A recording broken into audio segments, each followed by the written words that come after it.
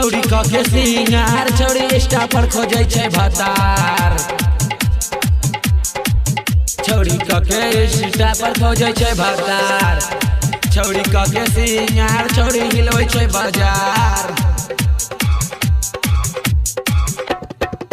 छौरी के सिंगार छौरी खोजे छे इंस्टा पर भतार।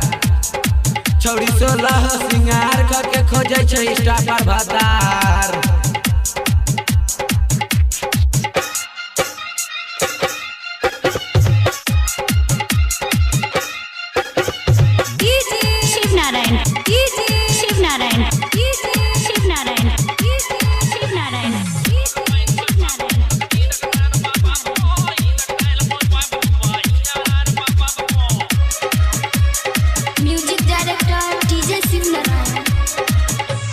छौरी के सिंगार खोजे इंस्टा पर भतार।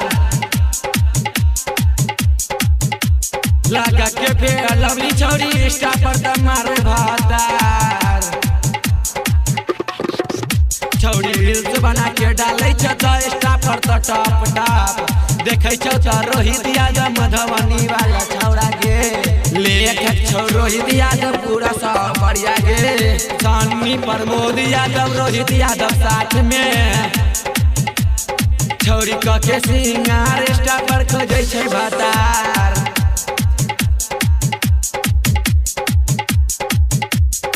16 सिंगार के छौरी इंस्टा पर खोजे छे भतार।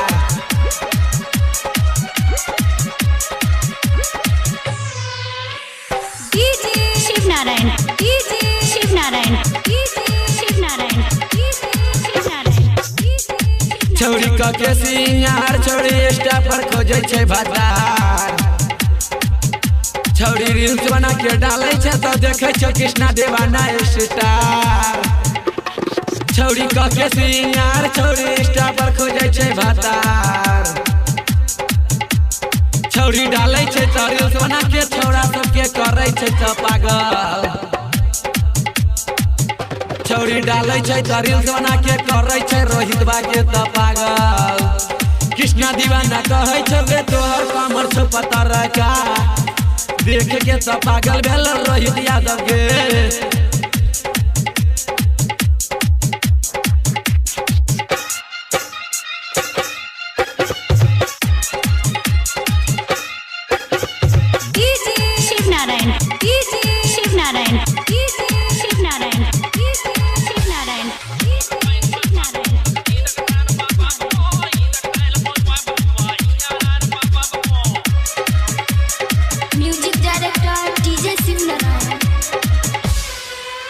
छौरी के डाले छे तो इंस्टा पर सलील। छौरी डाले छे तो भोजपुरी गाना पर बना के रील। छौरी के सिंगार छौरी इंस्टा पर खोजे छे भतार। छौरी फेसबुक पर मैसेंजर पर तो देखे छियो ऑनलाइन।